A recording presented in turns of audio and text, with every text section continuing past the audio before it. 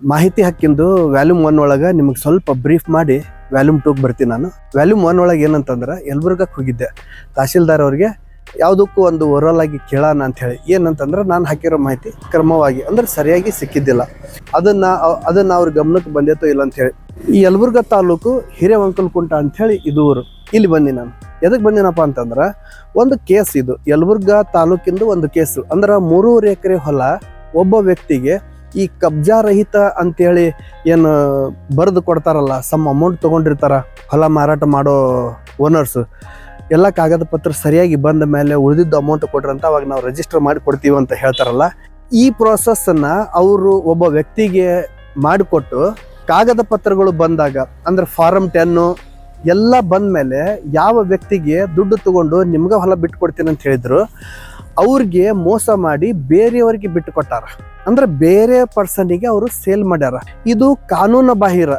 ಒಬ್ಬ ವ್ಯಕ್ತಿಗೆ ಮಾರಾಟ ಅಂತ ಮಾಡಿದ್ಮೇಲೆ ಅಂದ್ರೆ ಸಬ್ ರಿಜಿಸ್ಟರ್ ಒಳಗೆ ಹೆಬ್ಬೆಟ್ಟು ಮತ್ತೆ ಫೇಸ್ ಏನು ತೊಗೊಳ್ತಾರಲ್ಲ, ಆ ಪ್ರೋಸೆಸ್ ಆದಮೇಲೆ EC ಎನ್ಕರಮ್ಸ್ ಸರ್ಟಿಫಿಕೇಟ್ ಒಳಗೆ ಯಾವ ವ್ಯಕ್ತಿ ಖರೀದಿ ಮಾಡಿರ್ತಾನ ಆ ವ್ಯಕ್ತಿ ಹೆಸರು, ಹೆಬ್ಬೆಟ್ಟು, ಫೇಸು ಮತ್ತು ಮೊತ್ತನ ನಮೂದ ಆಗಿರ್ತೈತಿ. ಇದನ್ನ ಇನ್ನೊಬ್ಬ ವ್ಯಕ್ತಿಗೆ ಮಾರಾಟ ಬರೋಂಗಿಲ್ಲ. ಮಾರಾಟ ಮಾಡಿದ್ರು ಅದು ಕಾನೂನು ಬಾಹಿರ ಆಗ್ತೈತಿ.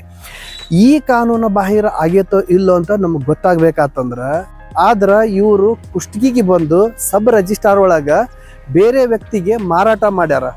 ಎಷ್ಟು ಅಮೌಂಟಿಗೆ ಮಾರ್ಯಾರ ಅನ್ನೋದು ಅದು ರಿಲಿವೆಂಟ್ ಅಲ್ಲ, ಆದ್ರೆ ಮಾರಾಟ ಮಾಡಿಬಿಟ್ಟಾರ. ಆ ಮಾರಾಟ ಮಾಡಿರೋದನ್ನ ನಮ್ಮ ಗಮನಕ್ಕೆ ಬಂದಾಗ ಇದು ಕಾನೂನು ಬಾಹಿರ ಹೌದು ಅಲ್ಲ ಅಂತ ನೋಡಿದಾಗ ಮೇಲ್ನೋಟಕ್ಕೆ ಇದು ಕಾನೂನು ಬಾಹಿರ ಅಂತ ಸ್ಪಷ್ಟವಾಗಿ ಗೊತ್ತಾಗ್ತೈತಿ. ಅದರ ಸಲುವಾಗಿ ನಾವು 3 ಕಡೆ ಮಾಹಿತಿ ಹಾಕಿದ್ವಿ. ಒಂದು ಕುಷ್ಟಗಿ ಸಬ್ ರಿಜಿಸ್ಟರ್ SRO, ಎರಡನೇದ್ದು ಯಲಬುರ್ಗ ತಹಶೀಲ್ದಾರ್, ಇನ್ನು 3ನೇದು ಈಗೇನು ಹಿರೇವಂಕಲಕುಂಟ ಅಂತ ಹೇಳಿದ್ನಲ್ಲ ನಾನು, ಈ ಒಂದು ಹೋಬಳಿ ವ್ಯಾಪ್ತಿಗೆ ಬರುವಂಥ ಮಾಟಲ್ದಿನ್ನಿ ಗ್ರಾಮ ಆಡಳಿತ ಅಧಿಕಾರಿಗೆ 3 ಕಡೆ ಹಾಕಿದ್ರಂದ್ರೆ 3 ಕಡೆ ಸ್ಪಷ್ಟ ಉತ್ತರ ಸಿಗಲಿಲ್ಲ. ಅಂದ್ರೆ ಅವರು ಮಾಹಿತಿ ಕೊಡಾಕ ಯಾಕೆ ಯೋಚನೆ ಮಾಡಾಕತ್ತಾರ, ಸರಿಯಾಗಿ ಮಾಹಿತಿ ಕೊಡ್ತಾ ಇಲ್ಲ. ಬಹುಶಃ ಇಲ್ಲಿ ಏನಾದರೂ ಅವರು ದುರುದ್ದೇಶ ಇಟ್ಕೊಂಡಿದ್ರು ಕೂಡ ಹೇಳಕ್ ಆಗಂಗಿಲ್ಲ. ಅದರ ಸಲುವಾಗಿ ಏನು ಗ್ರಾಮ ಆಡಳಿತ ಅಧಿಕಾರಿ ಇದ್ರಲ್ಲ, ಇವರಿಗೆ ನಾನು ಫೋನ್ ಮಾಡಿದಾಗ ನನಗೆ ಬೇಕಾಗಿರೋ ಮಾಹಿತಿ ನೀವು ಸರಿಯಾಗಿ ಕೊಟ್ಟಿಲ್ಲ ಅಂತಂದೆ. ಅಂದರೆ ಬೈ ಪೋಸ್ಟ್ ನಾವು ಮಾಹಿತಿ ಕೇಳಿದಾಗ ಬೈ ಪೋಸ್ಟ್ ಮತ್ತೆ ನಾವು ಅಪೀಲ್ ಹೋಗ್ಬೋದು. ಆದ್ರೆ ನಾನು ಅದಕ್ಕೂ ಅಪೀಲ್ ರೆಡಿ ಮಾಡಿ ಇಟ್ಟೀನಿ. ಈಗ ಅಪೀಲೇಟ್ ಅಥಾರಿಟಿ ಯಾರಾಗ್ತಾರಂದ್ರೆ ಮತ್ತೆ ಯಲಬುರ್ಗ ತಹಶೀಲ್ದಾರ ಆಗ್ತಾರೆ ಇವರಿಗೆ. ಇಲ್ಲಿ ನಾವು ಅಪೀಲೇಟ್ ಅಥಾರಿಟಿ ನಾನು ಮೊನ್ನೆ ಹೇಳ್ದಂಗೆ 19ರಾಗ ಸೆಕ್ಷನ್ 19 ಒಳಗೆ ಅಪೀಲೇಟ್ ಅಥಾರಿಟಿಗೆ ಅಪೀಲ್ ಹೋದಾಗ ಅಲ್ಲಿಂದ ನಮಗೇನಾದರೂ ಮತ್ತೆ ಸರಿಯಾಗಿ ಉತ್ತರ ಬರದೇ ಹೋದ್ರಂದ್ರೆ ನಾವು ಮತ್ತೆ ಆಯುಕ್ತರ ಹತ್ರ ಹೋಗ್ಬೇಕಾಗತ್ತೆ. ಆಮೇಲೆ ಇನ್ನೊಂದು ಏನಂತಂದ್ರೆ ಉತ್ತರ ನಮಗೆ ಬೇಕಾಗಿರೋ ಮಾಹಿತಿ ಸರಿ ಐತಿಲ್ಲ ಅಂತಂದು ಫಸ್ಟ್ ನಾವು ಕನ್ಫರ್ಮ್ ಮಾಡ್ಕೋಬೇಕು. ನಮಗದು ಸರಿ ಅಂತ ಅನ್ನಿಸ್ದಾಗೂ ಅಧಿಕಾರಿಗಳಿಗೆ ಸತಾಯಿಸಬೇಕಂತ ಹೋದಾಗ ಅದು ಸೂಕ್ತ ಕ್ರಮ ಅಲ್ಲ. ನಮಗೆ ಸರಿ ಅನ್ನಿಸ್ದೇ ಇರಬೇಕು. ಮತ್ತು ಕೋರ್ಟ್ ಏನು ಕೇಳ್ತೈತಿ, ಯಾವ ಕಾಗದ ಅಂದರೆ ಯಾವ ಡಾಕ್ಯುಮೆಂಟ್ಸ್ ಕೇಳ್ತಾ ಆ ಪ್ರಕಾರ ಐತೆ ಇಲ್ಲ ಮತ್ತು ಸೆಕ್ಷನ್ ಏನು ಮಾತಾಡತ್ತ ಇದು ಸರಿ ಐತಿಲ್ಲ ಅಂತ ನೋಡಿದ ಮೇಲೆ ಮಾತ್ರ ನಾವು ಅಪೀಲ್ ಹೋಗಬೇಕು, ಆಯೋಗಕ್ಕೆ ಹೋಗಬೇಕು. ಅದು ಮಿಸ್ ಆತಂದ್ರೆ ನೆಕ್ಸ್ಟ್ ಸ್ಟೆಪ್ಪನ್ನು ನಾವು ಹೋಗ್ಬೋದು. ಈ ವಿಚಾರಕ್ಕೆ ಆಲ್ರೆಡಿ ವ್ಯಾಲ್ಯೂಮ್ 1 ಒಳಗೆ ಹೇಳ್ದಂಗೆ ಯಲಬುರ್ಗ ತಹಶೀಲ್ದಾರ್ ಅವ್ರಿಗೆ ನಾನು ಕೇಳಿದೆ. So second Kushtagi sub registrar ಕಡೆಯಿಂದ ಉತ್ತರ ಬಂದೈತಿ, ಅದು ಸಮರ್ಪಕ ಉತ್ತರ ಬಂದಿಲ್ಲ. ಅದಕ್ಕೆ ಆಲ್ರೆಡಿ ಅಪೀಲ್ ಹೋಗೈತಿ. ನಾನು ಅಪೀಲ್ ಹೋಗಿನಿ. ಅದಾದಮೇಲೆ ಇದು 3rd ಒನ್, ಗ್ರಾಮ ಆಡಳಿತ ಅಧಿಕಾರಿಗಳು ಏನು ಮಾಹಿತಿ ಕೊಟ್ಟಾರಲ್ಲ, ಇವ್ರ ಮಾಹಿತಿ ಸಾಕಷ್ಟು ಮಾಹಿತಿ ಕೊಟ್ಟಾರ, ಆದ್ರೆ ಸಮರ್ಪಕ ಇರಲಿಲ್ಲ. ಮಾಹಿತಿ ನಮಗೇನು ಬೇಕು ಅನ್ನೋದನ್ನು ಬಿಟ್ಟು ಮಿಕ್ಕಿದ್ದೆಲ್ಲ ಕೊಟ್ಟಾರ. ಇವ್ರಿಗೆ ಒಮ್ಮೆ ಓರಲ್ ಆಗಿ ನಾನು ಭೇಟಿಯಾಗಿ ಮಾಹಿತಿ ಸರಿಯಾಗಿ ಕೊಡ್ತಾರಿಲ್ಲ ಅಂತ ಕೇಳ್ಕೊಂಡು ಮತ್ತೆ ಅಪೀಲೇಟ್ ಅಥಾರಿಟಿ ಅಂದರೆ ಯಲಬುರ್ಗ ತಹಶೀಲ್ದಾರ್ ಅವ್ರಿಗೆ ನಾವು ಮತ್ತೆ ಅಪೀಲ್ ಹಾಕಬೇಕಾಗುತ್ತೆ. ಈ ಒಂದು ಅಪೀಲ್ ಆದಮೇಲೆ ಮೇಲ್ಮನವಿ ಆದಮೇಲೆ ಆಮೇಲೆ ನೀವು ಆಯೋಗಕ್ಕೆ ಹೋಗ್ಬೋದು.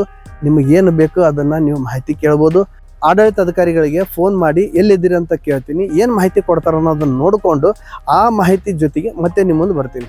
ಹಿರೇವಂಕಲಕುಂಟ ಗ್ರಾಮ ಅಂತಿದೆ. ಇಲ್ಲೇ ತಲಾಟಿ ಆಫೀಸಿಗೆ ಬಂದ್ವಿ.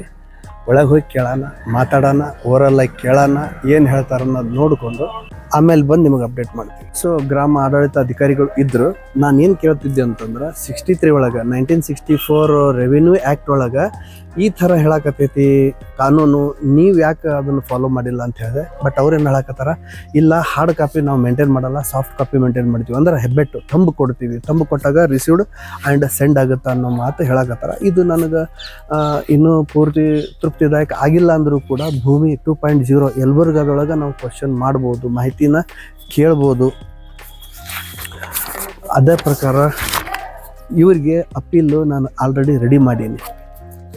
ಇಲ್ಲಿ ನೀವು ನೋಡ್ಬೋದು ಅಪೀಲನ್ನು ರೆಡಿ ಮಾಡೀನಿ.